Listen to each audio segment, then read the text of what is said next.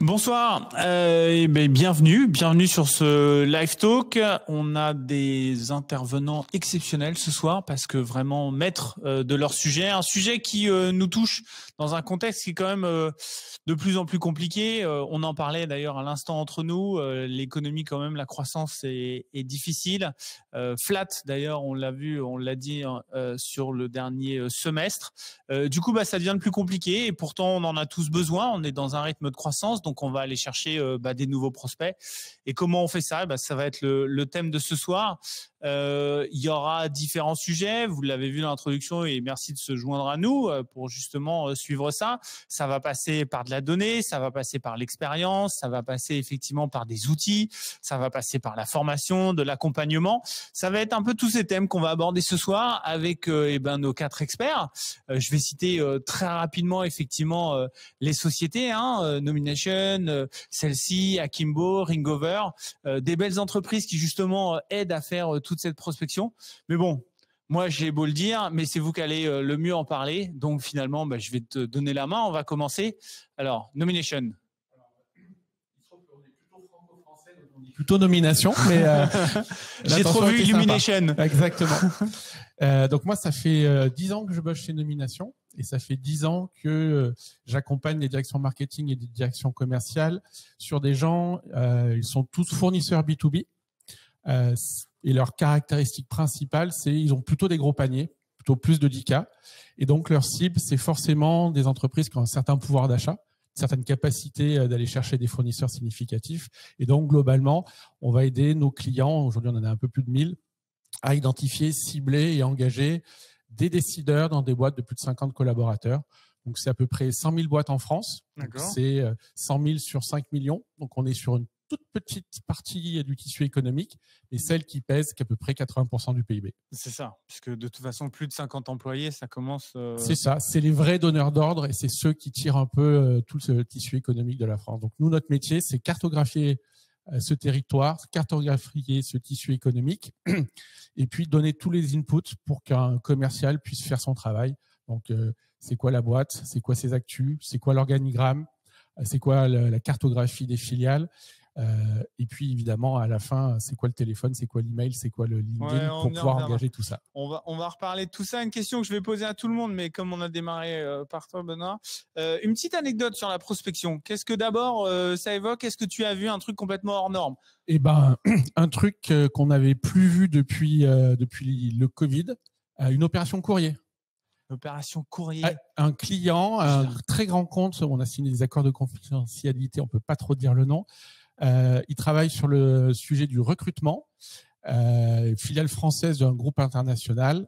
International sur le recrutement, énorme boîte. Ok, on saura. Bon. Un roadshow.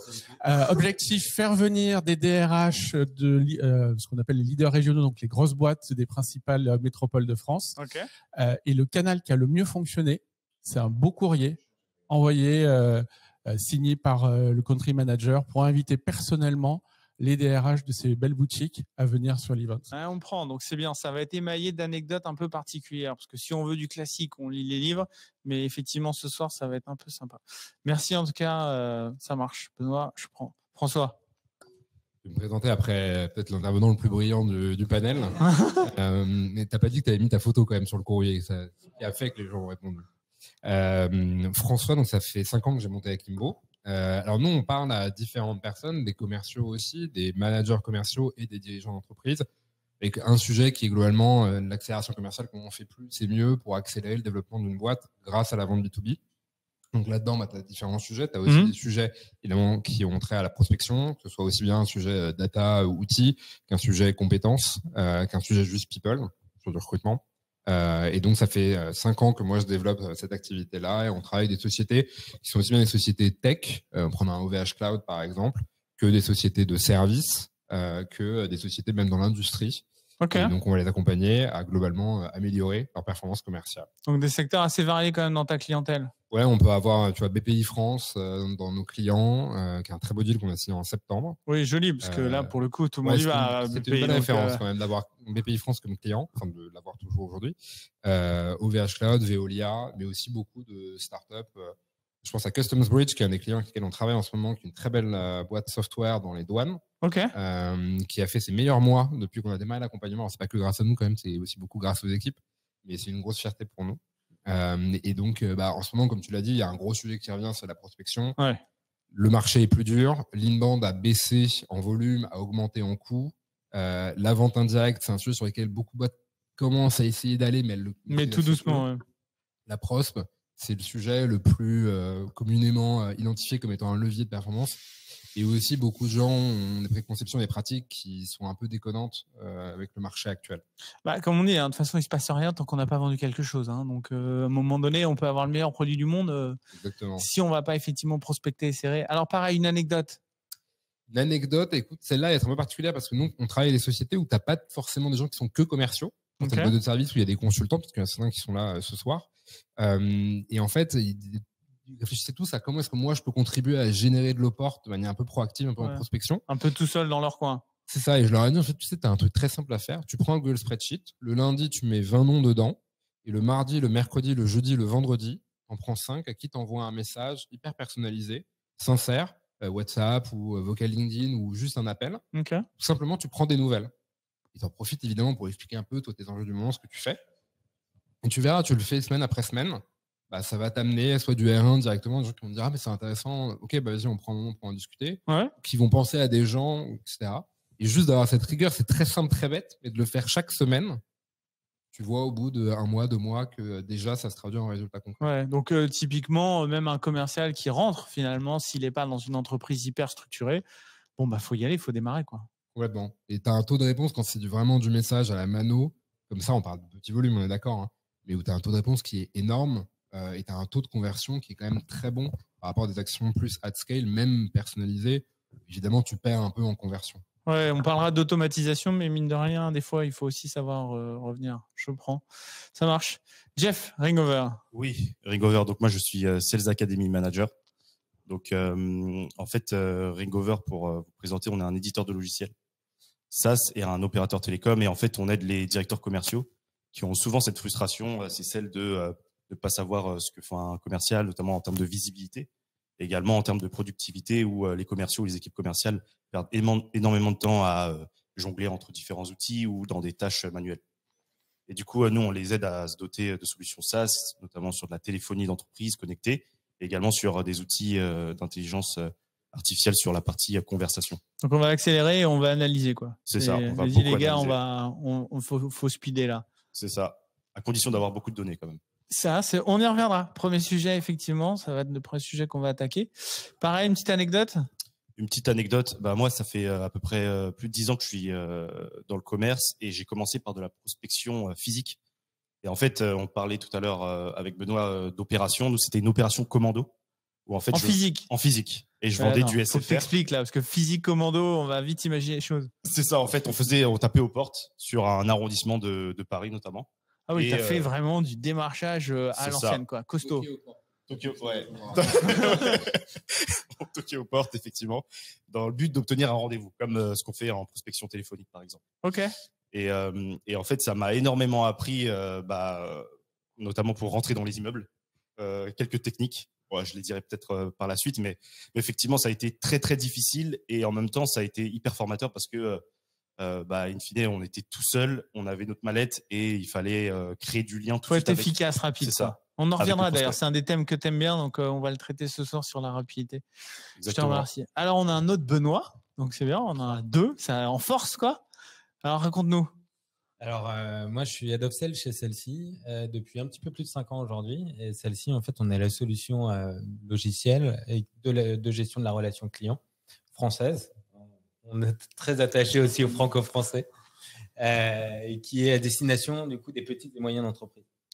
Et, donc le tissu, là pour le coup, à l'inverse, on est plus dans le tissu.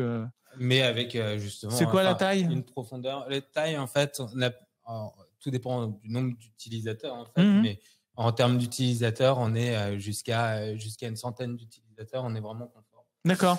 Donc voilà. Après, c'est vraiment toutes les TPE, PME et le cœur de cible, il est aux alentours des 50 utilisateurs. Ok, donc ouais, même qu'on commence à être sur le TI, quoi. Exactement. Ok. Plutôt vraiment plutôt PME. Ok, ça marche. Et donc voilà, la mission de celle-ci, c'est vraiment de proposer du coup des fonctionnalités, en fait regrouper un ensemble de fonctionnalités qui permettent en fait des fonctionnalités qui sont nécessaires à la gestion commerciale et financière. Et on permet du coup aux TPE, PME de regrouper en fait des fonctionnalités marketing avec de l'automatisation de campagnes email, SMS, formulaires, etc. Mais également des fonctionnalités de prospection et de vente en CRM, mais aussi de la facturation, du paiement client. Ouais, vous avez une large couverture quand même. Exactement. La philosophie de celle-ci, c'est vraiment de réunir en fait toutes les équipes au sein d'une seule et même plateforme. Okay. Donc on va même jusqu'à la prévision de trésorerie, la gestion et la prévision de trésorerie. Beau challenge. Voilà. Parce qu'effectivement, quand on essaye des fois de le faire avec des outils qui sont surdimensionnés, ou alors trop silotés en fait, et donc le fait que ce soit une seule solution et que toutes ces fonctionnalités soient regroupées autour d'un seul et même outil, ça permet en fait à l'ensemble des équipes de communiquer beaucoup plus facilement également. Donc c'est bien parce qu'on verra différents cas d'usage justement que tu vois de tes clients finalement. Et pareil, même question, petite anecdote. Petite anecdote, alors ça n'a rien à voir, on est bien loin du monde du SaaS. C'était une de mes premières expériences professionnelles et ça m'a vraiment marqué. J'ai eu l'occasion de travailler à Madagascar pendant quelques années et donc du coup j'avais décroché. Travailler, oui. Okay. J'avais décroché du coup un rendez-vous dans le centre d'Antananarive et dans des bureaux. Quand je me suis retrouvé devant les bureaux, je me suis dit mais où je mets les pieds? C'était un bureau vraiment tout poussiéreux. Enfin, la personne qui me reçoit, ça inspire pas quoi. Exactement, ça inspire pas. Et là vraiment, ce que je me suis dit, c'est que, ok, allons-y.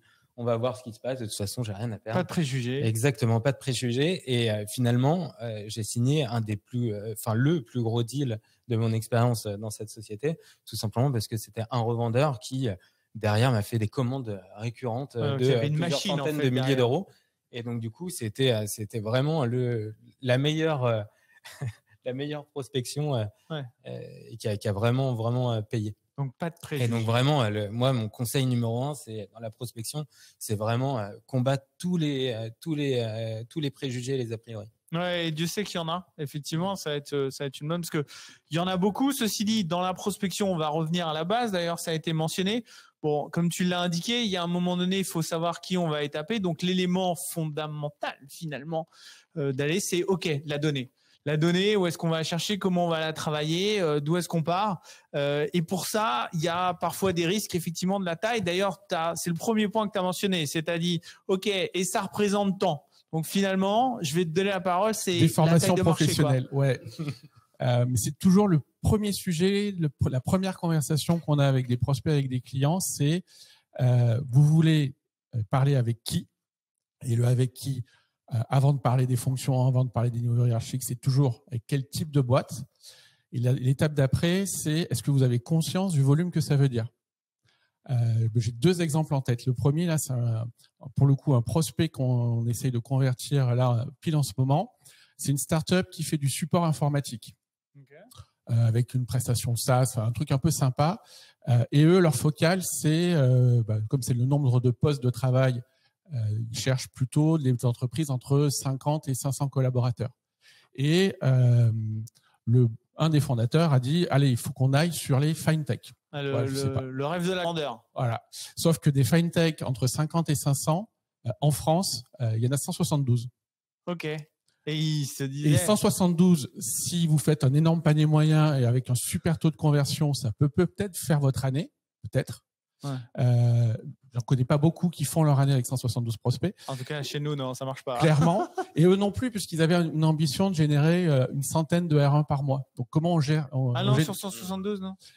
Et donc, voilà, premier sujet, voilà, c'est a priori, comme on disait, sur la taille de marché.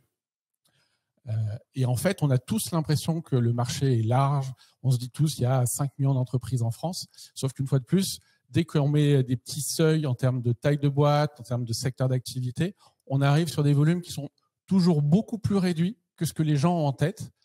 Et nous, souvent, on nous dit, non, mais nous, ça ne nous va pas. 5000 ETI, Benoît, il nous en faut plus. Je dis, pas de souci.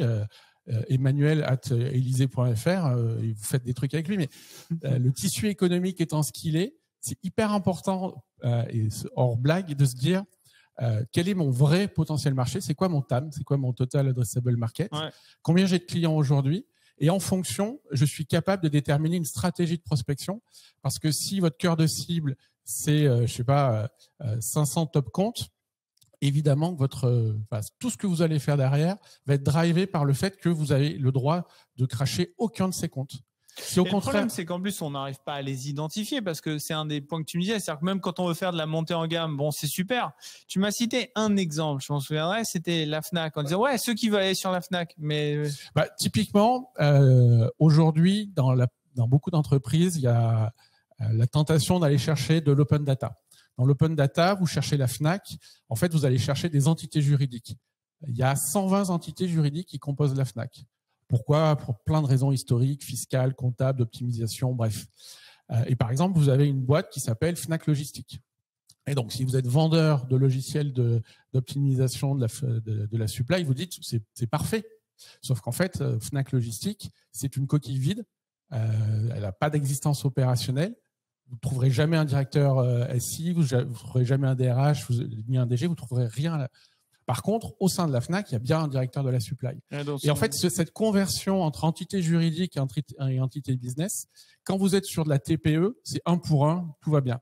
Quand vous êtes sur des PME, c'est 1 pour 2. En moyenne, une PME est constituée de 2 entités juridiques. Donc déjà, vous vous plantez de facteur 2 sur vos estimations de potentiel. Très intéressant. Si vous travaillez de l'ETI, donc entre 250 et 5000 collaborateurs, le ratio est de 10. Vous vous plantez à 90% sur votre estimation de taille de marché. Et si vous travaillez sur des grands comptes, le facteur est de 100. En moyenne, une grosse boîte, une boîte de plus de 2000 collaborateurs, elle a une centaine d'entités juridiques. Et donc, quand vous êtes DIRCO, que vous établissez vos portefeuilles, vos territoires et que vous sizez toute votre chaîne en fonction d'informations un tout petit peu erronées de l'ordre de 1 pour 2 si vous êtes sur des PME, 1 pour 10 sur les ETI, ne parlons pas des grands comptes, en fait, toute la chaîne derrière se casse. Ouais, donc c'est d'ailleurs pour ça que si on veut commencer à monter en puissance, enfin, et encore, c'est pas tellement monter en puissance, c'est à la limite on veut aller chercher des gros. Et on en discutait avec Benoît, c'est que finalement, ok, vous cherchez du revenu ou du logo, quoi. Et tu l'as vu, des cas où on a envie d'aller chercher du gros, mais bon, finalement. Tout simplement parce que quand on a lancé l'outbound en fait chez celle-ci, en allant chercher vraiment de la prospection, au début on s'est dit, par vraiment souci de rentabilité, on va chercher des gros. Et en fait, on a eu le rêve, quoi. Exactement. On s'est dit, on va chercher des gros, le nombre d'utilisateurs, évidemment, ça va prendre plus de temps, mais quand ça paye, du coup, on sera tous récompensés, etc. Mais en fait, on se rend compte que d'aller prospecter des gros qui ne nous connaissent pas ou peu ou juste ont entendu parler de nous, qui en plus de ça sont déjà équipés, etc. À enfoncer comme porte, c'est quand même beaucoup plus difficile. Et donc, on se dit en fait surtout. L'important, c'est de connaître ses clients, sa base client, savoir en fait exactement quel secteur d'activité convertit le mieux, le plus rapidement possible, quel est le panier moyen, et finalement regarder plutôt faire un ratio entre ok, je vais chercher vraiment du gros, et dans ces cas-là, j'admets du logo, qu'il faut... mais je vais y mettre 2 ans, une tannée, quoi. Exactement, ou sinon je fais plutôt un mix entre justement du nombre de clients et de l'ARPA, un mix entre les deux qui fait que c'est ce qui est certainement le plus rentable. Ouais. Et comment tu vas aller chercher? Tu m'as cité un exemple. Alors c'est un peu comme dans le physique que mentionnait Jeff, c'est des trucs un peu hors norme. Tu dis, nous on utilise aussi un outil, c'est qu'on va faire des références géographiques. Oui, enfin en fait tout simplement ça c'est plutôt sur que l'on va chercher en fait les prospects, on va leur citer des références. On aime beaucoup citer les références parce que bien souvent forcément ça rassure en fait la référence. Confirmation. Si exactement. Les autres ont fait, c'est qu'on ça rassure. Donc soit ce sont des clients qui sont dans un secteur géographique, qui sont à côté en fait. L'avantage c'était impactant quoi, vraiment. Avec le CRM, on peut voir quels sont les clients qui sont aux alentours du prospect par exemple, et on sait très bien que dans des petites villes, les gens ont plus tendance à se connaître, surtout dans des réseaux d'entrepreneurs, et donc évidemment si on parle de telle ou telle personne, ça va rassurer parce que quelque part j'ai quelqu'un qui t'incarne en fait. Exactement. Et donc après ça peut être fait de façon géographique, mais ça peut aussi surtout être fait sur le secteur, c'est-à-dire des références de marché. Ouais, donc au lieu d'aller chercher des gros, finalement, il vaut mieux aller identifier le bon secteur, la bonne référence géographique, et là tu dis que ça déroule quoi finalement. Exactement, mais par contre, en amont de la préparation, aujourd'hui, la prospection vraiment avec du mass mailing, etc. Ça atteint vraiment ses limites. Là, ça fonctionne plus vraiment. Et c'est pour ça qu'il y a un des autres points que toi tu prenais en soi, c'est finalement de dire, ok, bon, on l'a vu, la liste de marché, ok, très gros. Après, on peut aller taper, mais finalement non, il y a même des clés en disant taper par géographie. Et toi, il y a un concept qui t'est cher, c'est ok, mais attendez, en fait, la donnée est super, mais en fait, ce qui est intéressant, c'est la donnée intentionnelle. C'est là où tu dis non, il y a un truc à faire et au lieu d'aller taper tout azimut, regardez ça. Tu peux nous expliquer ce concept l'intent data? Avec plaisir, sachant que c'est pas du tout en opposition par rapport à ce que tu viens de dire. C'est non, ça se complément. Il y a un truc que j'ajouterais, c'est que là, comme tu as un contexte macro qui est plus dur, il y a aussi une réflexion à avoir sur mon portefeuille client à date, il est composé de temps. Donc mon 20-80, il est comme ça. Demain, il sera peut-être pas comme ça. C'est que demain, j'ai des industries qui sont actuellement clientes chez moi qui vont moins bien. Et il faut que quand je vais prospecter, j'aille sur des ICP, des types de comptes qui sont différents, qui sont a priori des industries qui vont bien. Fintech, c'en est une, ou la finance, la banque, par exemple, historiquement, on était super fort sur tout ce qui était immobilier de bureau. Ok. On les a tous. Voilà. On les a moins, en fait. Donc, il faut juste faire gaffe à ce biais-là, qui est de ne pas trop fonder sur la data passée existante de mon portefeuille client, parce qu'il y a beaucoup d'industries qui vont pas bien. Donc, il faut. Tout dépend de la profondeur, ouais. Ça dépend aussi de la profondeur, évidemment. Donc, faut refocus. Et le gros intérêt de la haute bande, c'est que tu peux refocus, te mettre sur des cibles de clients qui sont complètement différentes, comme ça. De l'inbound, faut le temps que ta marque soit perçue différemment par un nouveau type de compte. Après, je viens sur le sujet, donc, du coup, du ciblage. Une fois que tu t'es dit ça, tu as commencé à dire, OK, c'est quoi les cibles sur lesquelles je veux aller? Tu as la profondeur, tu as des données de géographie, tu as des données aussi d'industrie, comment cette industrie va par rapport au contexte macro général. Et après, tu as des données que nous on appelle en effet des données d'intention. Quand je dis nous, c'est clairement pas les seuls là-dessus. C'est des données d'intention. Donc, c'est toutes les datas qui me permettent de dire, en amont, j'ai des choses, j'ai des raisons de croire que cette personne, ce compte, ils sont dans un timing qui est bon. Pour donner quelques exemples, c'est aussi bien un événement de l'arrivée de tel type de rôle de personne dans la société que un engagement sur un poste d'un influenceur ou d'une personne leader d'opinion sur tel sujet, que le fait qu'ils ont ouvert un nouvel entrepôt dans telle région. Donc, c'est des éléments. Mais c'est pas que le bon prospect, c'est le bon temps. C'est le bon timing, l'identification du bon moment. C'est le bon moment et c'est un mélange de à la fois identification d'un bon moment et aussi évidemment d'un motif pour que tu ailles prendre contact et que idéalement, c'est le bon moment, tu as un vrai motif et donc ça maximise tes chances que la personne te dise à minima, OK, on engage une conversation. C'est vrai que c'est très intéressant parce que on a testé nous des cadences qui sont sur typiquement les changements de poste LinkedIn sur des utilisateurs celle-ci qui changent du coup de société et sont potentiellement des ambassadeurs. Bah, et donc là, clairement, ils connaissent en plus. Ils nous connaissent déjà, même si on n'a pas forcément communiqué toujours avec eux. Là, c'est vraiment une occasion pour nous de les solliciter. C'est la prospection en fait déjà un peu chaude en fait, et donc du coup ça fonctionne beaucoup plus. Et est-ce que le fait de connaître finalement un peu le bon moment, le bon timing et donc finalement l'usage qu'ils ont de tout ça, est-ce que aussi ça peut influencer sur le canal? Je me souviens que tu mentionnais ça en disant, ben en plus je sais du coup comment aller les toucher. Tu vois, on parlait tout à l'heure avec Benoît de courrier, de choses comme ça, mais tu disais que même dans l'analyse finalement des données intentionnelles, bah, ça permettait de savoir comment aller les taper. Tu peux aussi en déduire quel est le bon canal pour aller les engager, en effet. Sachant que en fait, la donnée d'intention, c'est très large comme concept parce que ça peut être des changements de poste, mais ça peut être des choses d'un point de vue technique qui peuvent être beaucoup plus raffinées et complexes. Comme quoi? Quelques exemples. Vous prenez le site d'entreprise que vous allez cibler et vous allez regarder l'évolution du site et les logos qu'ils mettent. Ok.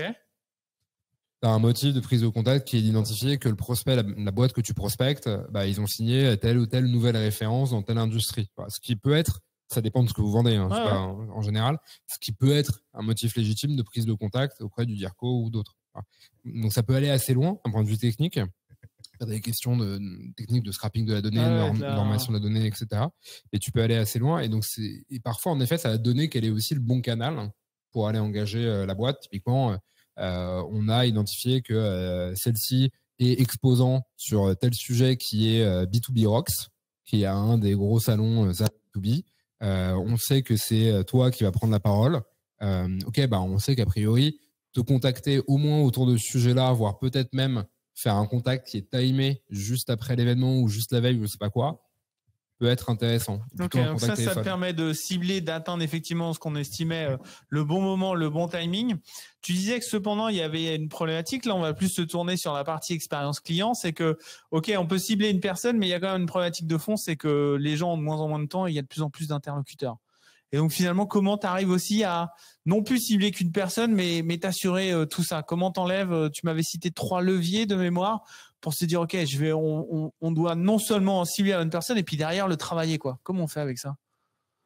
Ouais, c'est un gros problème en effet parce que de plus en plus de boîtes qui vont se mettre à la prospection vu le contexte, donc ça va encore augmenter la charge de prospection. Gens, ouais. En plus, c'est tellement facile aujourd'hui d'appuyer sur un bouton et de spammer la terre entière avec des séquences plus ou moins bien fichues.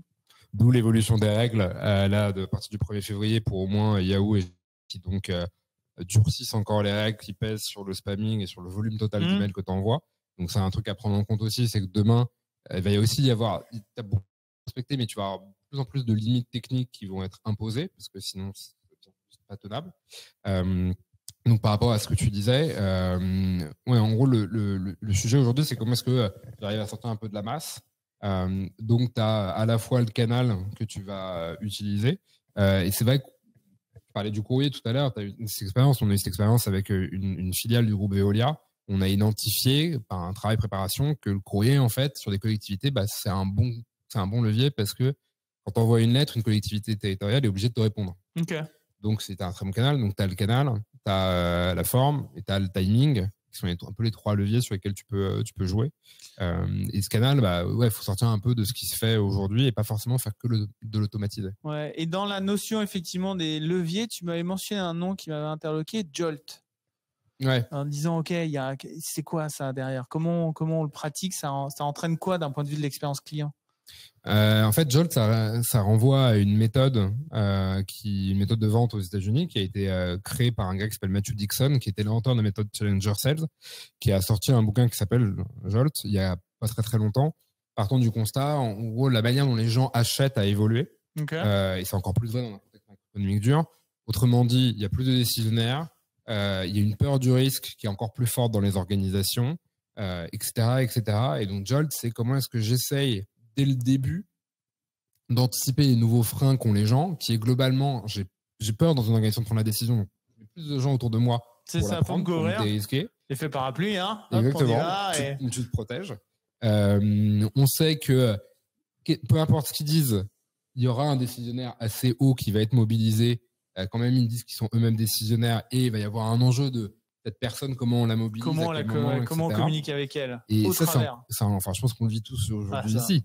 C'est encore plus critique en ce moment d'arriver à identifier et à dire faut quand même qu'ils soient impliqués, parce que s'il n'est pas du tout impliqué, c'est-à-dire que c'est pas un sujet en fait ce dont on parle aujourd'hui. Non, effectivement, ça on verra sur l'implication. Et d'ailleurs, j'imagine dans la Sales Academy, c'est un des points clés. D'ailleurs, tu disais dans l'expérience client, non seulement on doit l'engager, mais là, toi, tu insistais beaucoup en disant ouais, et en plus ça doit être rapide, quoi. C'est-à-dire que sinon on les perd très très vite. Ouais, c'est ça. Je pense que il y a le monde personnel a vraiment influencé le monde professionnel. C'est-à-dire qu'aujourd'hui, avec la livraison en un jour, etc., on veut tout de suite. Du coup, quand on voit par exemple chez Ringover, en inbound, si on reçoit une demande d'un client, il faut le recontacter idéalement sous 2 heures. Idéalement, parce qu'on s'entend en fonction de la charge de travail. Et même en sortant. Etc. Et même en sortant. C'est vrai que ça, c'est un point qui est essentiel, c'est que même en outbound, quand on le voit sur des deals assez significatifs, des opportunités qui représentent plus de 10 cas, on le voit que ça peut signer en 2-3 mois, en sachant que chez nous, il y a à peu près 4-5 étapes entre la discovery, la démo, etc. Il faut quand même aller très, très vite, quoi. Et ça, c'est un point qui est vraiment essentiel. Et le parallèle qu'on veut faire justement sur la prospection, c'est que, ok, il y a le temps de la signature qui effectivement va se complexifier, ce que mentionnait François. Il faut quand même garder une certaine rapidité d'exécution pour pas le perdre et pas qu'il commence à partir sur 40 000 sujets. Et puis il y a même dans la prospection pure, c'est-à-dire comment on l'intéresse rapidement, quoi. C'est quoi l'expérience que tu conseilles à tes vendeurs d'avoir pour les intéresser et avoir une bonne expérience prospect? Ouais, je pense que ça peut commencer dès la prospection et dès qu'on a la personne en ligne. Ce qui est vraiment important, c'est de se différencier, comme le disait tout à l'heure François. C'est que en fait, le décisionnaire a une centaine d'appels par jour, et quand il décroche, il se dit ok, très bien, j'ai un vendeur en face de moi. Comment moi en tant que vendeur j'arrive à vraiment être différent par rapport à la crowd, je dirais. Et je dirais le point principal, c'est vraiment de montrer qu'on a fait ses recherches avant de le contacter, ou au moins d'avoir une intrigue, quelque chose qui va être original, quoi. L'icebreaker, quoi. L'icebreaker, ça peut être un icebreaker, mais ce que je veux dire par là, c'est que en prospection, il y a très peu de raccourcis. Il n'y a pas de méthode. On se dit, ça c'est bon, c'est la méthode qui fonctionne. Tu donnes 3 mots, tu l'hypnotises. C'est ça. Tu auras 3 oui et tu auras un rendez-vous. Non, en fait.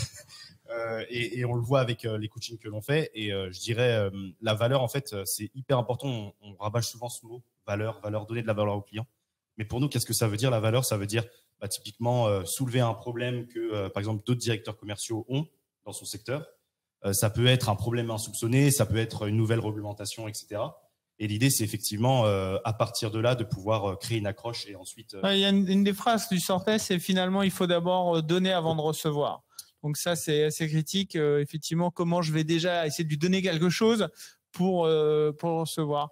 Et pour ça, ok, donc là, on a réussi à le choper, à l'analyser. Effectivement, tu l'as dit aussi, besoin d'avoir les problèmes. On est tous autour de cela. Il y a un concept pour identifier et qui est la meilleure expérience client. On va rester dans cette thématique. Ce mot, alors, t'aimes pas les anglicismes, mais quand même, tu m'en as sorti un. C'était la heatmap.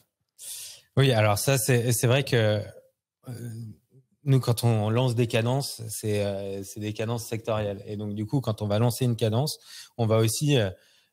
avant ça, il y a vraiment beaucoup de préparation. Les équipes marketing nous soutiennent beaucoup là-dessus avec vraiment de la préparation de contenu qui est vraiment dédié à la cadence. Je vais prendre par exemple la rénovation énergétique, qui est un secteur qui est en plein boom actuellement. Eh bien, dans ces cas-là, on s'est rapproché des équipes marketing pour avoir des témoignages clients. Pour avoir des témoignages clients, pour avoir des livres, faire vraiment des livres blancs à destination, ce qui fait que lorsqu'on appelle, on a déjà entre guillemets préchauffé aussi nos prospects avec comment dire, du contenu. Alors je vais désolé, je connais pas le terme en français, mais le nurturing, quoi. Ouais, exactement.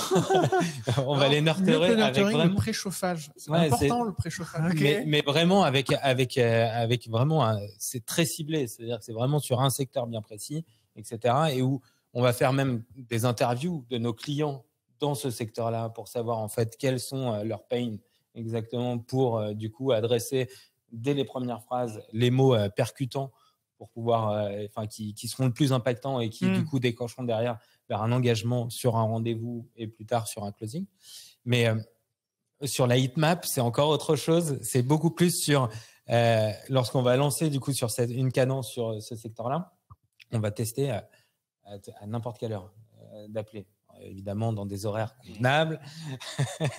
mais du coup, on utilise Ringover. Et sur Ringover, on a la possibilité de voir quels sont les taux de décroché, en fait, en fonction de l'heure sur la semaine. Et ça, en fait, c'est des petits éléments, mais ça nous aide quand même beaucoup. Dans le retail, on se dit que ils sont fermés le lundi, alors potentiellement, c'est pas la bonne journée, alors que finalement, c'est la journée où ils sont le plus disponibles. Voilà, il y en a plein d'autres et des exemples comme ça où on peut être surpris parfois des heures de disponibilité des prospects. Oui, ça, il faut le prendre en compte effectivement. Et ça, il faut le prendre en compte aussi également. Client, sinon, on va être à là. Mais la problématique aussi qu'on peut avoir, d'ailleurs, ça revient au point que tu mentionnais tout à l'heure, c'est comment on démarre et puis qui fait quoi et on y va.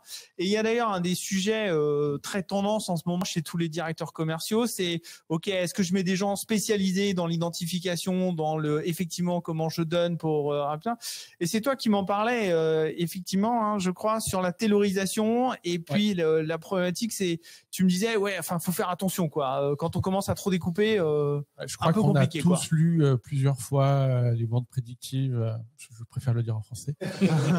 Et donc, je pense qu'on a tous et tous nos clients ou beaucoup ont testé le découpage avec un SDR, un BDR, un account executive, l'expert avant-vente qui fait la démo, puis le customer success. Et à chaque étape, bonjour monsieur, entretien découverte. Alors, quels sont vos enjeux? Attention, j'ai 12 questions à vous poser. Quand les gens ont envie de vous acheter, ils font l'effort.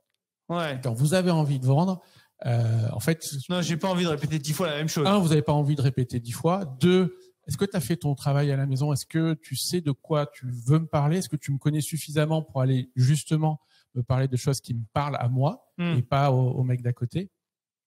Et aujourd'hui, nous, de temps en temps, et notamment avec des filiales françaises de boîtes américaines, quand on met en place des programmes de génération de rendez-vous, on se bat pour que quand, je sais pas, secrétaire général ou un DAF d'une ETI répondent à une séquence, que ça parte pas un SDR à Dublin qui suit un script. Ouais, ça. C'est infernal. Quand on arrive à susciter l'intérêt d'un prospect un peu sympa, que ce soit en termes de niveau hiérarchique, que ce soit en taille de boîte, il faut qu'il parle tout de suite à quelqu'un qui a le bon niveau de conversation et qui soit un vendeur, mais plutôt un expert. Le fameux donner avant de recevoir, ça veut dire que tu sais de quoi tu parles. Et en vrai, il faut un peu de seniorité, il faut un peu de parcours dans la boutique, il faut savoir de quoi on parle. Et très compliqué de demander à un SDR junior parce que souvent c'est quand même eux qu'on colle à ce genre de truc. C'est eux qu'on crame pour aller taper de la base. Hein. Donc une fois de plus, si votre marché est super large et que vous pouvez cramer 90% de votre cible tout en obtenant vos quotas, allez-y.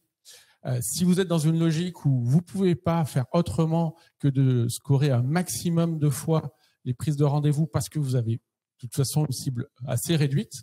Et en vrai, dès qu'on commence à parler de panier moyen un peu sympa, plus de 10, plus de 20, la cible, elle est forcément réduite. Forcément. Et ben là, le concept de la prospection qui consiste à faire peser ça à des juniors, je trouve que ça casse complètement l'expérience d'achat et le parcours.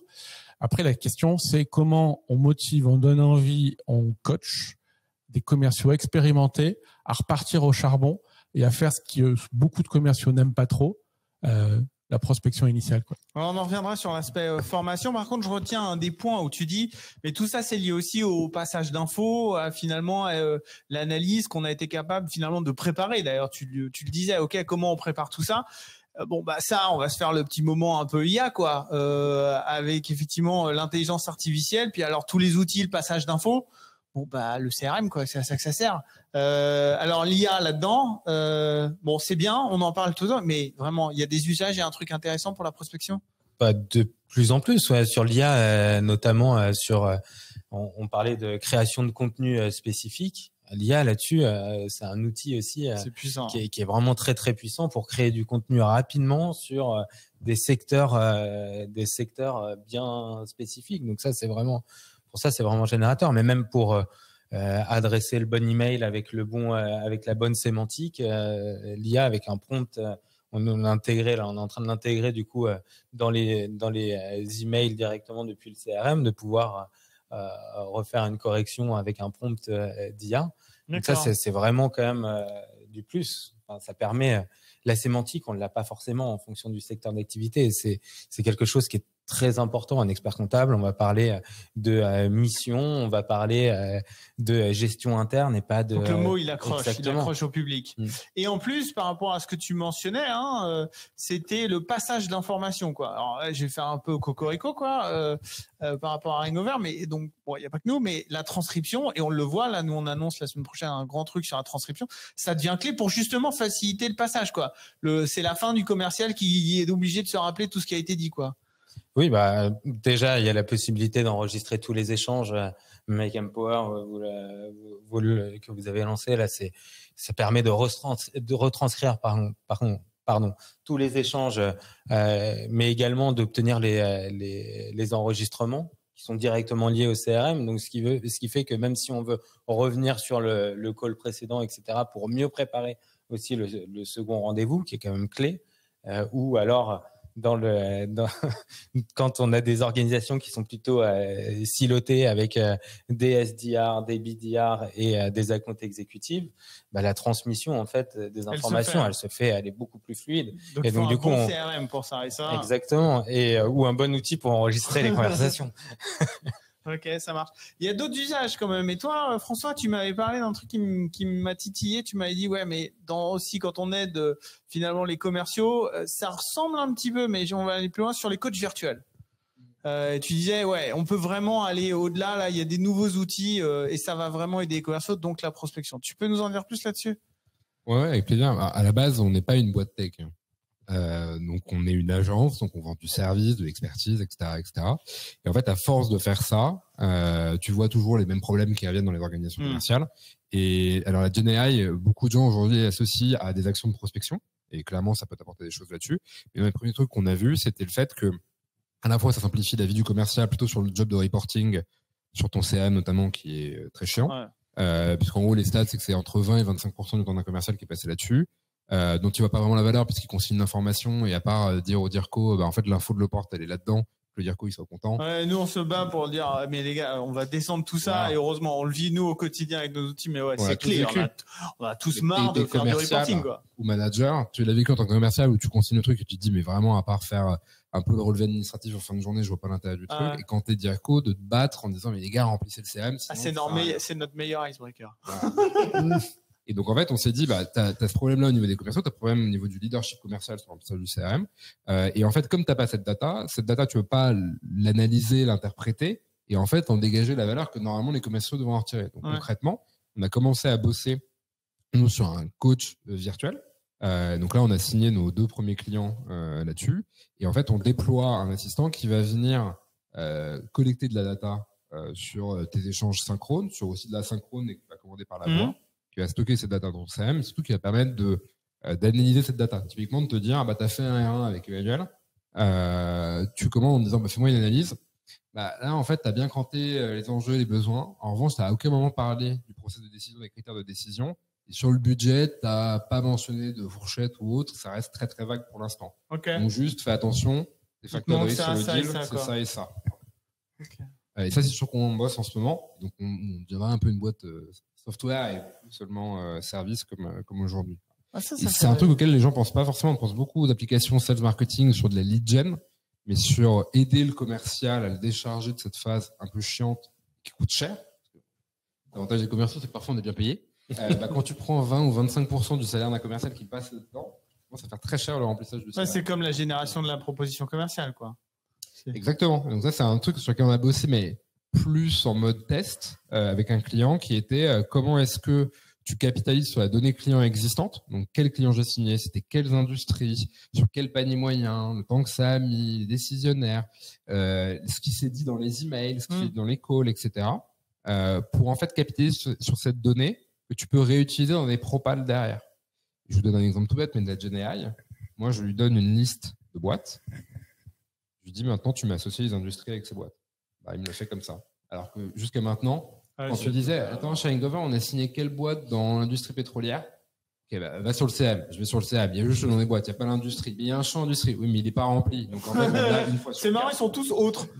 Ça, ils sont tous le autres. Classique. Donc, voilà, agriculture. Le nom de paysans que j'aime, voilà. Alors, c'est...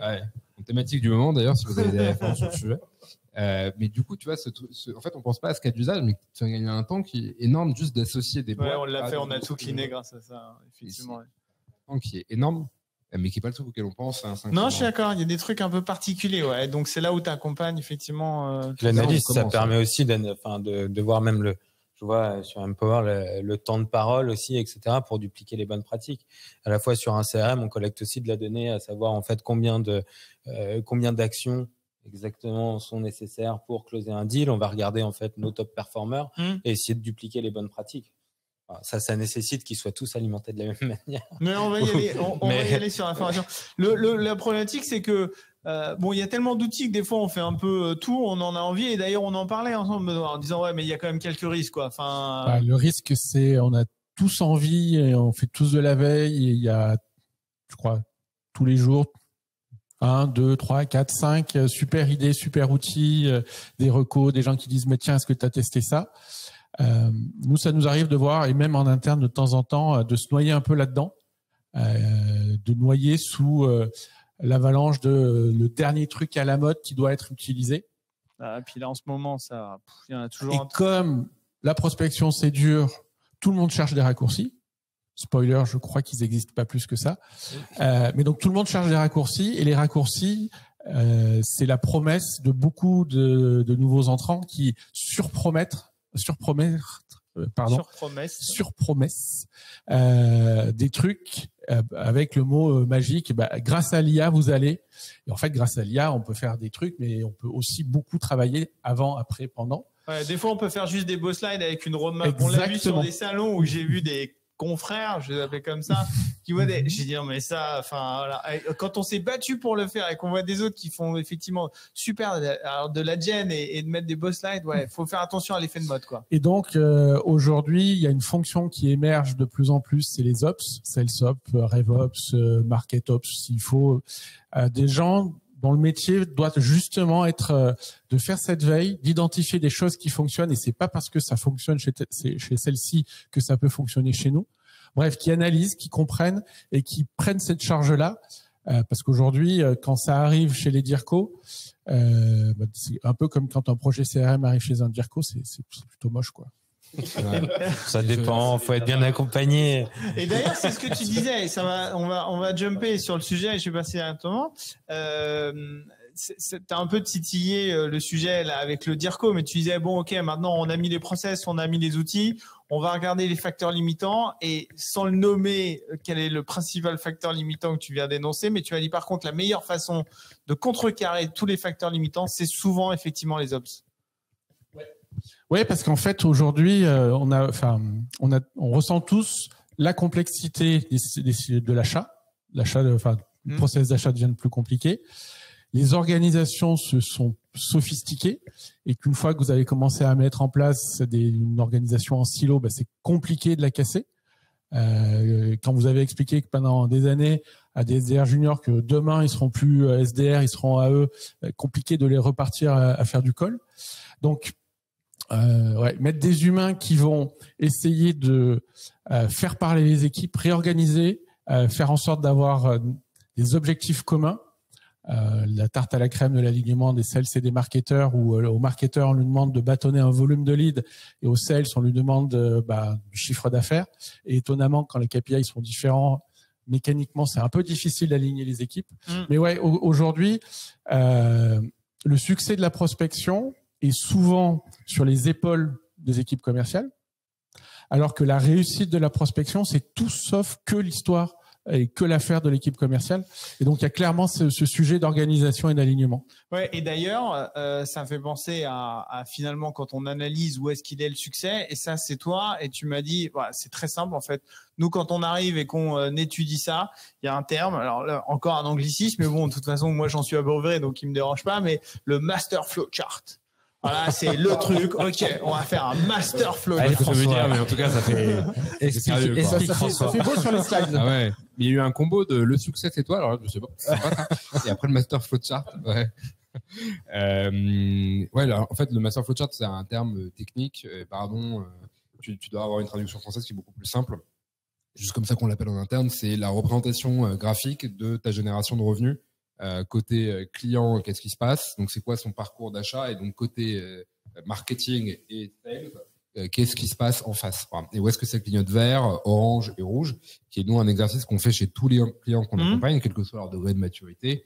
Tu vois, on va bosser avec un Uber ou un 360 Learning, qui sont des boîtes assez matures commercialement, comme avec des boîtes beaucoup plus legacy. On va quand même faire cet exercice pour voir un peu tout ce qui se passe tout le long. Et c'est là où tu vois en effet des sujets de les problèmes de coordination entre les sales et les marketeurs, parce que globalement, le marketing, dès lors que ça passe au-delà du MQL, c'est la faute des sales, ça m'impacte pas. Les sales, c'est non, il n'y a pas assez de SQL parce que globalement, côté marketing, il n'y a pas assez de lead gen qui est faite. C'est là où tu vois ce genre de sujet et où tu vois aussi, moi je rebondis sur ce que tu disais tout à l'heure, le truc des outils. Tout le monde parle tout le temps d'outils. Et en fait, le problème, c'est que ça masque deux grosses choses. C'est le ciblage. Moi, je peux essayer de te vendre un truc de permis en ligne. Je peux essayer de te vendre une bagnole, c'est pas le permis, ça risque pas de marcher. Et en fait, donc, en utilisant, je sais pas, plein d'outils, de lead de ce qu'on veut, on oublie qu'en fait, ce qui est vital, c'est le ciblage, et notamment les notions de timing, d'une data aujourd'hui. Et le deuxième truc, c'est l'humain. C'est qu'on achète à des gens, encore heureux. Et donc, à la fois combiner confiance, expertise et empathie, ça fait une vraie grosse différence. Oui, arriver à faire ça auprès de ses prospects. Mais cependant, l'humain, justement, il est au cœur. C'est-à-dire qu'on peut avoir la meilleure méthodo, ça marche pas. Et c'est toi qui m'as dit, ouais, d'ailleurs, peut avoir finalement la bonne méthode. Si on n'a pas la bonne orga, marche pas, quoi. Oui, alors c'est sûr qu'il y a l'orga. Moi, je le vois aussi beaucoup plus sur quand tu parles d'humain, c'est de la recommandation. Je martèle un petit peu ce mot-là, mais c'est quand même pour moi crucial. Système de parrainage ou autre, ça c'est des systèmes qui fonctionnent bien, même dans la prospection. C'est-à-dire que en fait, on peut avoir des commerciaux plutôt que d'aller chercher en fait des gens qu'on ne connaît absolument pas. On peut très bien aussi appuyer sur un prospect qu'on vient de signer la semaine dernière en disant voilà, en pitchant le programme parrainage en fait, en disant voilà, si le prospect est satisfait de la vente, qu'il en parle autour de lui pour essayer de ramener en fait d'autres prospects. Et ça, c'est donne-moi les contacts, je vais les contacter derrière. Il y a un autre point aussi, je me permets, mais c'est que finalement, ok, on a parlé beaucoup de données. D'ailleurs, tu mentionnais le marketing, ça tend, les sales, donc c'est toujours une bisbille. Effectivement, on peut déjà en parler à ceux qu'on vient de signer. Et puis il y a finalement le feeling du commercial aussi, quoi. C'est qu'à un moment donné, au lieu de l'abreuver avec du marketing qui va peut-être ou pas s'arrêter au SQL ou voire pire au MQL, se dire ouais, mais finalement on peut peut-être mélanger les deux avec des commerciaux qui savent où il y a à les taper, quoi. Ah oui, ça c'est. On va l'ouvrir un peu les deux. Et sur l'organisation. Il y a une tendance aux États-Unis, c'est que aux États-Unis, sur le modèle qu'on appelle l'assembly line, où tu avais les SDR, les AE, etc. Je voulais rebondir sur ce que tu disais tout à l'heure. En fait, maintenant aux États-Unis, tu as des organisations qui changent de structuration des équipes, où en fait on fait remonter les SDR qui sont plus des SDR au niveau du market, en disant la grosse clé aujourd'hui c'est d'identifier le bon timing. Dès lors qu'on l'a, ça passe sur des gens qui sont des sales qui prennent du full stack, quoi. Ouais, une sorte d'appel bien timé, mais qui reste quand même froid jusqu'à la fin du cycle. Enfin, tu vois, tu as une regard en ce moment dans des boîtes US pour changer de modèle. Et bien, ce qui est normal, parce qu'en plus, si on arrive à être de plus en plus précis sur la donnée, effectivement, le bon timing, là, ça devient intéressant. Et d'ailleurs, c'est aussi un des points que tu mentionnais tout à l'heure, c'est on peut faire des cadences, et à un moment donné, comment on fait pour faire la renta, quoi. J'imagine que vous devez beaucoup pousser sur l'aspect CRM en disant c'est bien beau de faire plein de trucs, mais à un moment donné, la rentabilité. C'est beaucoup de test and learn dans la prospection de toute façon. Et après, dès qu'on découvre un filon, on y va à fond. Et surtout après, derrière, on duplique les bonnes pratiques. Si on voit que en fait l'avantage aussi avec la retranscription IA, etc., c'est qu'on arrive aussi avec toutes les vidéos enregistrées, on arrive aussi à se faire des bibliothèques de bases de données en fonction des secteurs d'activité. Et donc ça, en fait, c'est aussi en tant que sales enabler, je l'imagine, sales académicien. Donc le Japon, mais c'est ça. C'est bon, sales académiciens.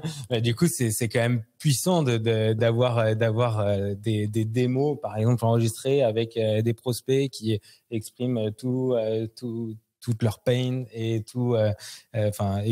et de mettre le doigt justement sur ce qui les fait vibrer pour pouvoir après derrière appuyer là-dessus sur là on a exactement là on est dans le truc, quoi.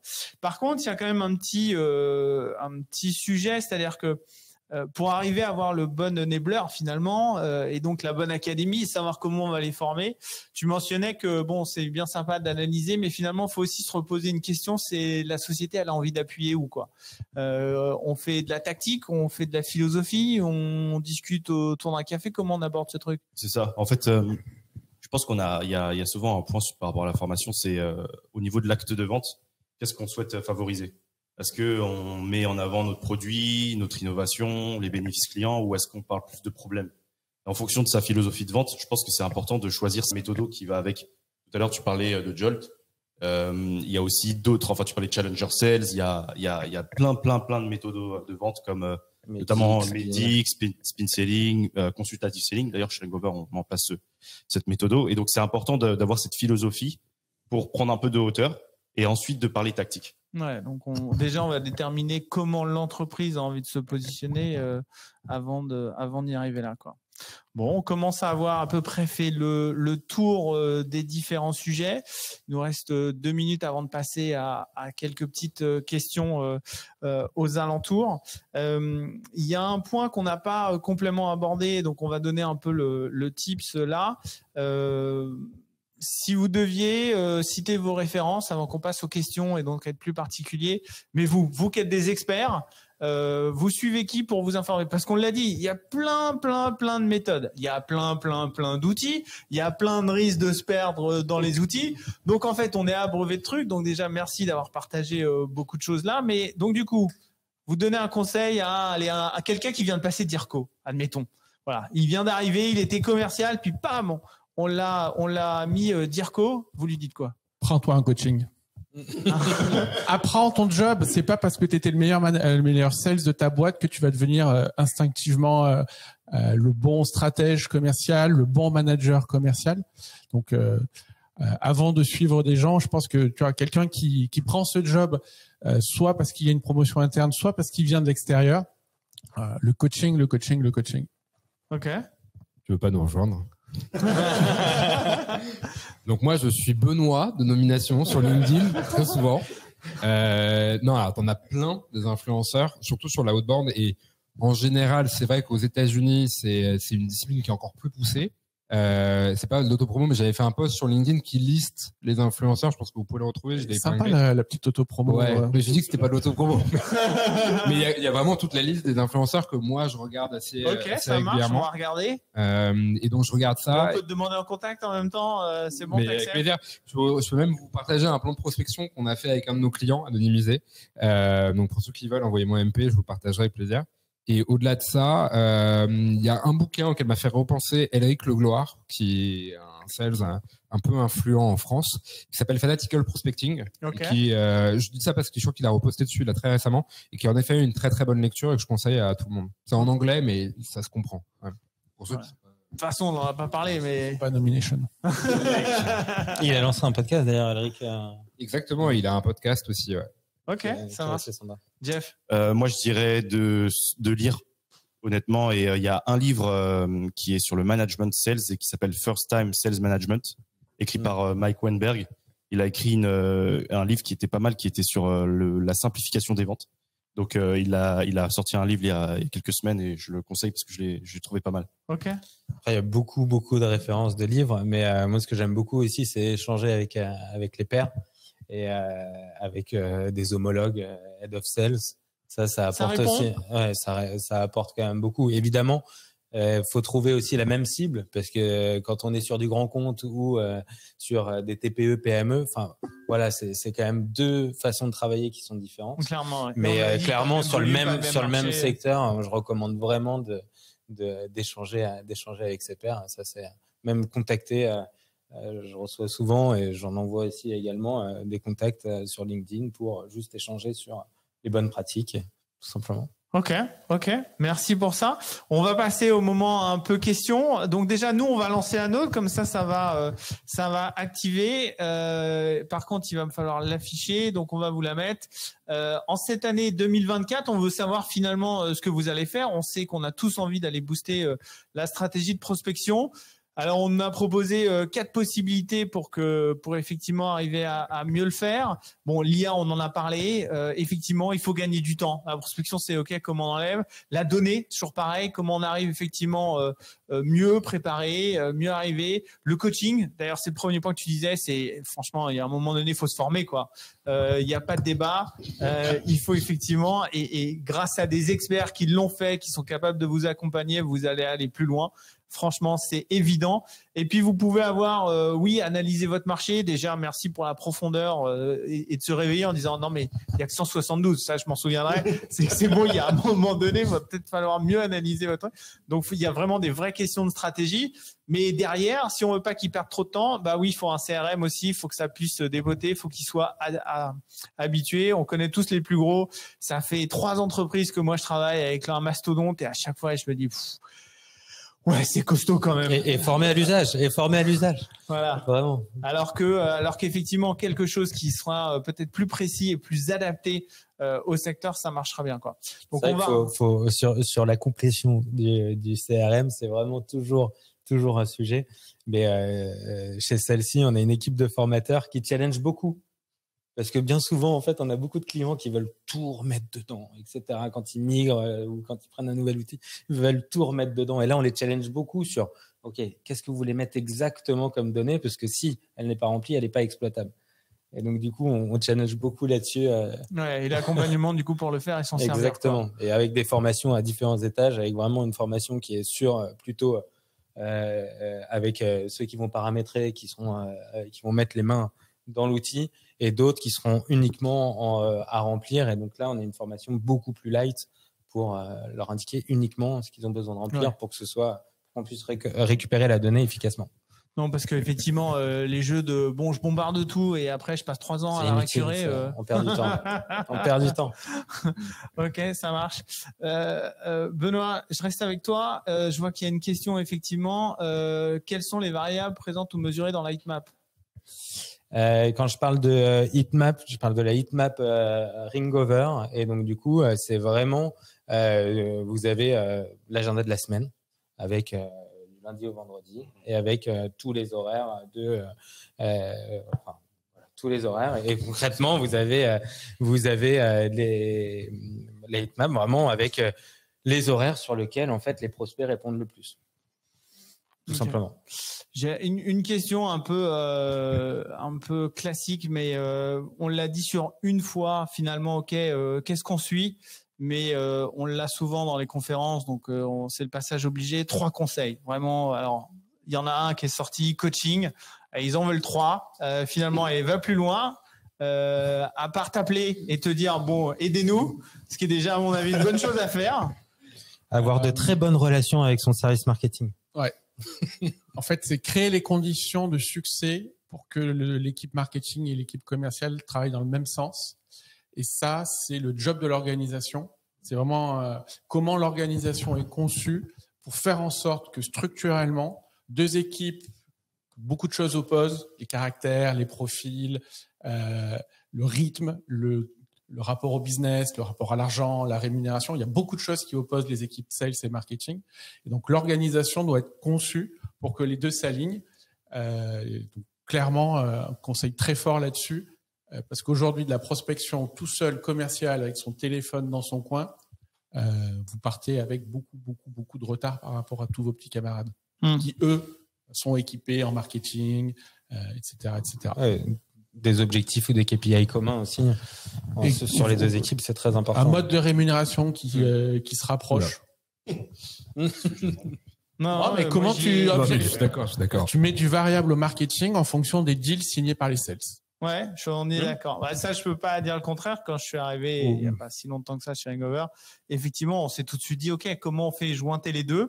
Et l'argent, à un moment donné, est une manière de manifester que l'organisation, au-delà des grandes paroles et des jolis slides, concrètement fait quelque chose. Et à un moment donné, dans une entreprise, le concrètement, ça passe aussi par la fiche de paye.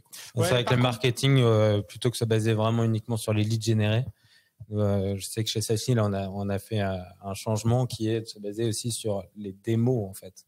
Les démos réalisées par les account exécutifs, ce qui est complètement différent. En fait, on change des leads, on peut en générer du MQL, on peut en générer énormément. Des démos, c'est déjà plus challengeant, et des démos honorées encore plus.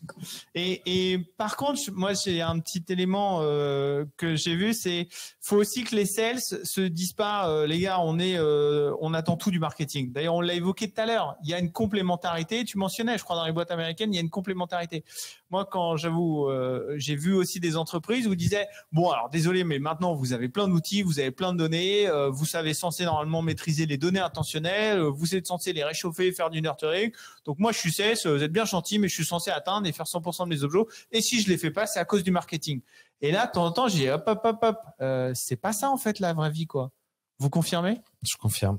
Ouais, carrément, et c'est intéressant parce que ce que je disais sur le modèle de rémunération, justement, dans les nouveaux modèles d'orga commercial que tu as aux États-Unis, c'est-à-dire que tu as des objectifs communs maintenant de volume, alors soit de SQL, soit plus avancé encore, commun entre ces équipes qui sont un marketing reconfiguré et des sales reconfigurés. Et ils ont un objectif commun.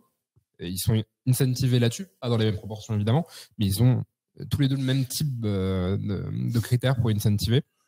Et je pense que c'est une partie de la réponse. Et je recoupe avec, tu vois, ça renvoie aussi un petit peu avec les 3 conseils opérationnels, parce que l'idée en faisant ça, c'est que tu travailles mieux le ciblage en amont. Donc, tu as du market qui est vraiment market élargi, qui est vraiment focus sur, en fait, mon job, c'est dans cet océan qui est mon marché, d'aller détecter tous ces gens, tu sais, où ça ploppe un peu, où on se dit, ah tiens, il est engagé sur tel type de contenu d'influenceur. On a vu que la boîte a ouvert tel entrepôt dans telle région. On a vu que, etc. Ça, pour nous, c'est des gens qui commencent potentiellement à être dans un timing intéressant. Boum, on pousse aux sales. Évidemment, on pousse plus ou moins. Donc, tu as le ciblage.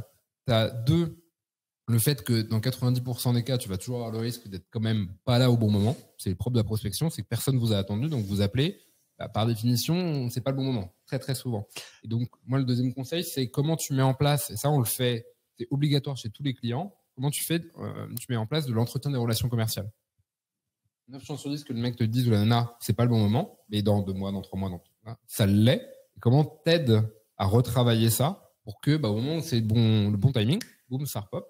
Et d'ailleurs, je me permets juste un, parce qu'on oublie que la prospection, ok, c'est pour signer, pas de débat. Moi aussi, ce que je dis, c'est la prospection pour la connaissance de vos futurs prospects et clients. Parce qu'en fait, c'est exactement ça. C'est-à-dire que le bon moment, il est peut-être pas là. Mais si tu sais que c'est en fait, il dit, non, mais vraiment, par contre, on est en train d'engager un projet et dans 4 mois, ça va être bon.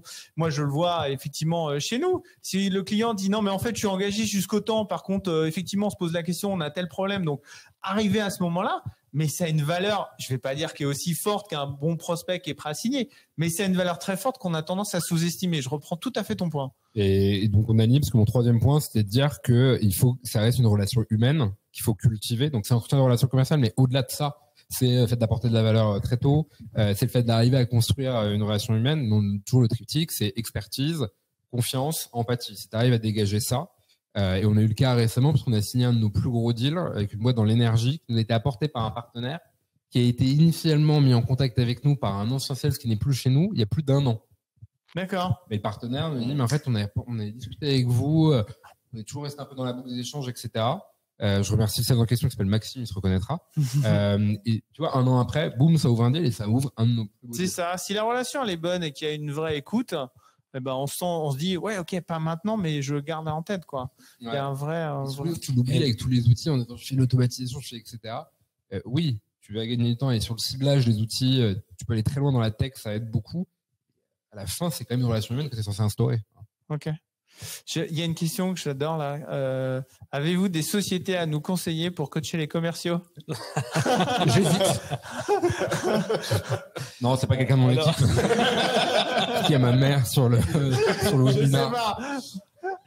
Donc je vous invite à aller voir justement ce que nos intervenants font. Effectivement, surtout qu'on en a 2 grands spécialistes ici. Nous, on est plutôt produit et accompagnement, mais on a 2 grands spécialistes effectivement. Pour le coaching. Même si quand même, t'es brillant et tu pourrais coacher. D'ailleurs, je vais rebondir aussi sur une autre question qui est posée, mais tu as un peu répondu pour moi tout à l'heure. Il disait, mais c'est quoi la meilleure organisation pour aller travailler les grands comptes, un peu sur la taylorisation versus la taille du marché, ce qu'ils font? Est-ce qu'il vaut mieux avoir une personne dédiée, plusieurs commerciaux? Comment ils sont? Tu as commencé à l'évoquer tout à l'heure. Donc, en fait, les meilleures structures sont... regardez qui vend systématiquement toujours aux grands comptes. C'est les grosses boîtes de conseil, boîtes de strat. Dans ces boîtes-là, nous, on a beaucoup de clients dans l'univers du conseil. C'est pas difficile, il n'y a pas de commerciaux. Ou s'il y en a, c'est pour placer des juniors une fois de temps en temps. Ceux qui incarnent le business, c'est les experts, les sachants, les consultants les plus expérimentés. Et pourquoi? Parce que forcément, quand tu es dans le conseil, tu vends de l'expertise, évidemment. Tu vends beaucoup aux grands comptes. Et les grands comptes, quand tu vends, tu as besoin de créer cette confiance, cette empathie. Et pour ça, il faut être crédible. Et donc, pour moi, pour prospecter du grand compte, la meilleure organisation, c'est de sortir peut-être la combo de celui qui sait ouvrir des portes. Et ça, dans toutes les équipes commerciales, il y en a toujours certains qui ont ce talent-là, ouvrir les portes, et de le mettre en binôme avec votre meilleur expert de votre sujet, celui qui va vous rendre crédible quand, par miracle, entre guillemets, vous allez avoir un quart d'heure d'un DAF, un quart d'heure d'un C-level sur lequel il va vous dire dites-moi un peu ce que vous faites. Il va pas vouloir faire l'entretien de découverte en 12 questions. Non, mais dites-moi un peu ce que vous faites. Et vous avez un quart d'heure pour, dans le meilleur des cas, lui donner envie de dire OK, ce que vous faites, c'est intéressant. Allez creuser le sujet avec telle personne ou telle personne. Et donc, pour moi, la combo idéale, c'est du marketing bien ciblé qui va travailler la présence, travailler la diffusion de contenu, Getty, on oublie les formulaires, de toute façon, vous les connaissez déjà. Et si vous les connaissez pas, on peut vous vendre la donnée. Donc, du marketing de présence, de notoriété, de branding. Et puis derrière, un duo entre celui qui est capable d'ouvrir la porte, qui a peur de rien, qui ouvre des portes, qui est créatif, qui rebondit, et celui qui va incarner l'expertise, c'est rare d'avoir la même personne qui fait les deux. Donc pour moi, ce petit duo, c'est vraiment, quand vous travaillez des grands comptes, probablement la meilleure manière d'investir du temps. D'ailleurs, c'est un des éléments qu'on n'a pas finalement beaucoup abordé, parce qu'on n'a pas de directeur marketing finalement propre sur la génération de contenu. Moi, je me souviens, pendant des années, on a dit bon les gars, faut produire du contenu, quoi. Allez-y à l'appel. D'ailleurs, tu l'as un peu mentionné tout à l'heure, les livres blancs. Effectivement, je pense qu'il y a toujours un besoin d'informer. D'ailleurs, on l'a évoqué plusieurs fois aussi. Il faut les réchauffer, quoi. Faut être au bon moment, faut perdurer cette relation. Mais alors, être 100% contenu, oui, non, avis? Je pense que le contenu de celle-ci, nous, on en crée depuis 15 ans avec des blogs, etc. Et mine de rien, c'est ce qui fait gagner aussi de la notoriété. Après, c'est un combo de contenu qui aide à la prospection. Comme je le disais tout à l'heure, les livres blancs, faut après avoir vraiment du contenu qui soit très spécifique sur un secteur ou sur une problématique ou un enjeu métier bien particulier. Et c'est ça qui fait que, du coup, on est plus percutant, on est plus impactant et ça nous aide, du coup, à ouvrir des portes. Partagé? Est-ce qu'il y a eu une transformation? Parce que vraiment, je trouve qu'il y a 5 ans, on nous parlait que de ça. Maintenant, on commence à revenir à un bon équilibre, comme tu le mentionnais, quoi. Parce que tu as eu énormément de contenu créé. Donc, tu as un peu une massification du contenu. Tu vois, je prends sur des métiers, on va peut-être de la vente, d'autant plus que j'ai vu que tu avais une question sur HubSpot. HubSpot s'est fait beaucoup connaître grâce au contenu massif qu'ils ont créé, d'abord en anglais, puis ensuite traduit en français. Et donc, beaucoup de gens ont suivi HubSpot. Donc, sur la vente, tu as beaucoup de contenu qui a été produit, à tel point qu'aujourd'hui, en fait, tu es quasiment un peu saturé, au paquet. Et donc, soit tu imagines un contenu différent en termes de format, d'où l'essor podcast, vidéo. Et avec la GenAI, demain, sans doute que l'interface d'un moteur de recherche, ce sera plus du textuel, mais ce sera justement de la voix. Donc, ça va t'amener à de nouvelles formes de contenu. On y travaille. Mais parce que c'est un changement radical. C'est un manière dont on va utiliser Internet demain, grâce à la GenAI. Et après, c'est pas être juste dans une optique de contenu, mais typiquement, des deux gros sens que moi j'ai vu évoluer, dont on essaie de s'inspirer. Un, c'est la communauté. Beaucoup de boîtes sont pensées comme une communauté et c'est intéressant de voir que HubSpot a racheté une boîte qui était une communauté. Outreach, qui est une plateforme de prospection, a racheté SalesHacker qui était une communauté, en se disant nous, il faut que notre marque devienne une communauté. Et le troisième truc, c'est que la marque devienne un média. Les médias, c'est pas que du contenu, c'est autre chose, ou c'est pas les mêmes formes de contenu. Et pareil, tu as vu beaucoup de marques lancer leur podcast, beaucoup d'entrepreneurs le faire. Donc je pense que contenu, oui, mais sur des formats différents, un peu moins en volume sans doute. Et tu as d'autres leviers que du pur contenu. La recommandation client est un énorme levier qui, en fait, est très peu exploité, je trouve. C'est un sujet sur lequel nous, on bosse un peu à la frontière parfois avec des clients. Je suis un peu d'émerveillement client. Tu veux du referral, tu mets en place un programme de referral. Mais en fait, historiquement, tu prends 100 boîtes. Le premier vecteur qui font que les gens recommandent une boîte, parce qu'ils sont contents. C'est la satisfaction. Mais du produit, mais de l'expérience. Ça sert à rien de leur offrir un chèque cadeau, quoi. Enfin, moi, faut avoir une équipe, care qui soit hyper réactive. Ouais. Et ça, c'est vraiment. C'est care, tu vois, moi, il y a il se reconnaîtra, c'est le CEO de Simple et Beau. Il se trouve qu'on est dans le même groupe d'entrepreneurs. Et lui, il a théorisé un truc qui s'appelle l'émerveillement client. Et d'ailleurs, merci Alexandre, parce qu'on s'en est servi, nous, et avec des clients. C'est comment, au-delà de l'équipe care, en fait, culturellement, dans ta boîte, c'est con, mais tu as des témoignages clients qui sont affichés sur les murs. Le CEO fait une vidéo personnalisée dès lors que tout client est signé. On n'a pas parlé de ça. Vas-y, pardon, je t'interromps, mais exactement. Et c'est au-delà de l'équipe care, c'est globalement... Attends, reprends l'exemple du CEO. J'avais trouvé ça extraordinaire. Nous, tous les clients, il y en a un sur lequel je n'ai pas fait la vidéo, donc je dis ça, il va envoyer un message en disant c'est un mytho, il l'a pas fait. Donc je suis désolé, il se reconnaîtra, je suis à la bourre. Mais je fais une vidéo sur chaque client qui est signé. C'est vraiment moi qui l'a fait. pour leur dire merci, leur dire qu'on est fiers, leur dire ce qu'on a compris aussi de la mission qu'ils nous confient, sur laquelle on va travailler ensemble. C'est un élément dans ce truc d'émerveillement client. Et tu vois, je finirai là-dessus, simple et beau. Je parle sous ton contrôle, Alexandre, j'espère que je dis pas de bêtises. Je crois que tu as quasiment un tiers des clients actifs qui recommandent, qui font une recommandation. Ah ouais, c'est fort. C'est Un tiers, énorme. c'est énorme. Chez celle-ci, 25% des nouveaux clients chaque mois proviennent du programme parrainage, de la recommandation. Ça, nous, c'est vraiment Ce qui est énorme c'est une aussi. mine d'or. En C'est fait. ouais, c'est impressionnant. Clairement, c'est des chiffres. Je sais pas si notre public s'en rend compte, mais généralement, quand on atteint les 5%, on est content. Là, vous m'annoncez des chiffres, les gars, vous êtes des experts là-dessus, quoi. Bon, on va travailler ça. Mais Il faut exactement. inviter Alexandre de Simple et Beau, c'est lui l'expert. Eh ben, c'est noté. On va le donner à nos experts pour effectivement entretenir ça. Il y a vraiment des choses. Alors oui, la partie média, c'est ce qu'on essaye de faire finalement un peu ici aussi, d'inviter des experts pour partager ça. Alors on le fait soit vers nos directeurs commerciaux, soit vers les directeurs du CARE, parce qu'effectivement, et sans mentionner, c'est voilà, il y a une valeur, il y a une communauté. C'est un peu ce que tu disais, discuter avec des pairs. Moi, je trouve qu'il n'y a pas assez d'événements où finalement on peut échanger sur des thématiques très particulières. Donc c'est pour ça qu'on l'a. Ça peut stopper avec le Covid, ça revient petit à petit. Et il faut, et je pense que tu dois aussi le voir, participer à beaucoup d'événements de ce type. Écoute, nous, on teste, avant Covid, on faisait pas mal de salons. Je pense qu'on était tous là. Le Covid a fait que on a arrêté. Toute l'équipe commerciale dit yes, plus de salons. Donc, on a bien compris qu'il fallait pas recommencer les salons. À la place, on fait un format un peu différent. Une fois par trimestre, à peu près, on invite une petite dizaine beaucoup clients, un peu prospects, soit directeurs marketing, soit directeurs commerciaux, et on les invite à dîner dans un endroit un peu sympa. On se citera pas parce que on n'a pas tous les droits, mais bref. Et pourtant, c'est l'heure. Hein, là, on a envie. la dernière, tu vois, le dernier, c'était au Shangri-La, par exemple. Ah, sympa. Vous avez parlé du Moulin Rouge. Non. On les invite. On a quelqu'un qui fait un peu l'animateur. Alors, moins brillant que toi, évidemment, mais quand même. Et on crée un moment de partage avec un côté un peu convivial, un côté moitié discussion, moitié un peu boulot, avec une thématique.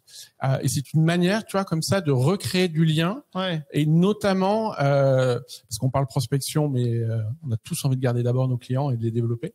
Et donc, la combo où on a à peu près 70% de clients, 30% de prospects.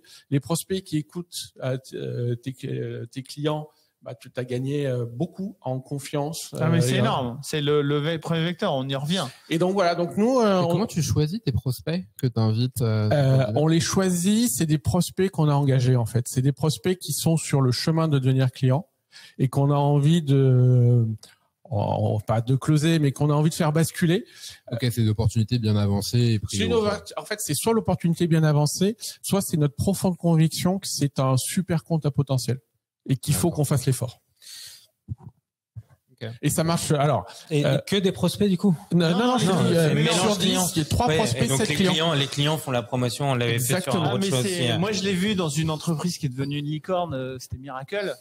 Et donc je les ai suivis, ça fait très très longtemps parce que je les ai connus, ils étaient 10 dans un garage, mais très vite ils ont mis ça en place, c'était marrant d'ailleurs, c'était au Shangri-La, et ils me disaient mais c'était leur meilleure conversion en fait, il n'y avait pas de débat. Alors après, ils se posaient, vous prenez un prospect qui se pose des questions, vous le mettez en face d'un client. Et ça c'est typiquement le genre de truc qui s'industrialise pas. Parce que pour inviter par contre, il faut des paniers moyens assez élevés. Hein. Ouais, ou il faut que la CV il soit... Mais vraiment c'est le côté à la main. T'invites les gens personnellement, tu leur dis pourquoi t'as pensé à eux, pourquoi t'aimerais bien qu'ils soient là. Là, on n'a pas 50% de nos shows. Enfin, tu vois, on change la dimension et effectivement, on crée de l'individuel, du relationnel. Oui, et puis pour tes clients, comme tu disais, t'apportes une thématique, un enrichissement. Mais ça, on va en faire une thématique un soir sur l'upsell, le cross-sell, parce que effectivement, tu l'as juste effleuré, mais c'est évident. La prospection coûte cher, mine de rien. C'est pour ça qu'on parlait de rentabilité, des différentes cadences. On peut mettre en place tout un tas d'outils. mais finalement déjà connaître ses clients, vous l'avez d'ailleurs commencé dans la donnée, et puis les permettre déjà de peut-être leur amener plus de services, plus de soutien, plus de produits. Ça va être et une des surtout, clés. généralement dans une boîte il y a un DIRCO. Alors dans les boîtes qui marchent très bien, il y en a 2 et ils se tapent dessus. Mais dans une boîte, t'as un DIRCO, t'as un directeur marketing. Ses collègues du CODIR, c'est le DAF, c'est le DRH, donc il n'a pas beaucoup de il n'y a pas de pair avec qui échanger. Le DG peut être chiant. Et donc, même dans des belles boîtes, tu te rends compte que ces profils-là ont besoin d'échanger. Et ce que tu disais sur le fait de pinguer quelqu'un sur LinkedIn pour échanger, à condition d'être vraiment dans l'échange et pas être dans la fausse prise de rendez-vous. Pas du tout. Mais si tu es dans ce mode-là, l'échange, c'est clairement aujourd'hui... on va dire, tu vois, dans l'échelle du contenu où tout le monde a produit des contenus, des livres blancs hyper blancs à l'intérieur, magnifiques, avec de l'IA qui génère en 2 clics plein de pages hyper jolies qui veulent rien dire et qui sont pas engageants. Tu as l'alternative qui est la conversation que tu peux avoir à un instant T. Et si tu viens pas, tu l'auras pas parce que Non, c'est clair. Voilà, c'est de ce côté un peu événement, ce côté un peu premium unique. En ayant un discours comme ça, vous allez être bombardé de demandes ce soir. On va être très clair. Hein, vous l'avez tous dit. Hein, Benoît l'est déjà, plus d'habitude. Donc on va tous l'être. En tout cas, merci. Merci pour tous ces échanges. On va voir aussi les retours. On a répondu à la majorité des questions et il y en a eu des très intéressantes. Merci de vos participations. On l'a vu, la prospection, ça reste quand même un enjeu ultra fort. Ça, il n'y a pas de débat, mais on peut l'aborder de différentes façons. Il faut pas oublier les risques. Il y a parfois des tips, des choses où on se dit oui. Alors bien sûr, tu l'as évoqué, plein de domaines, plein de méthodes, mais repenser à la philosophie aussi, du coup former, entretenir, surveiller comment on va faire tout ça, avoir les bons outils. Donc c'est finalement quelque chose d'assez complexe, hein. Et j'espère qu'on a apporté beaucoup de valeur. En tout cas, moi, j'en suis persuadé. Et j'ai appris des choses. Et donc généralement, j'aime bien ça. Et je suis sûr que le public aussi. Donc déjà, merci à tous les 4. Et puis la prochaine fois, j'espère que vous nous suivrez. Et puis je pense qu'on refera ça très souvent. Donc j'espère vous avoir à nouveau parmi nous prochainement. Merci beaucoup. La prochaine fois, c'est au Shangri-La, du coup. Ça marche. C'est toi qui invites. Et Emmanuel, je pense que tu as pas mal de vidéos à faire là, du coup. Ouais, on peut faire un truc. Merci beaucoup, messieurs, dames. Et puis, au plaisir. De toute façon, il y aura des replays. Si vous avez des questions, les LinkedIn de chacun. Et puis, au plaisir de la prochaine. Merci.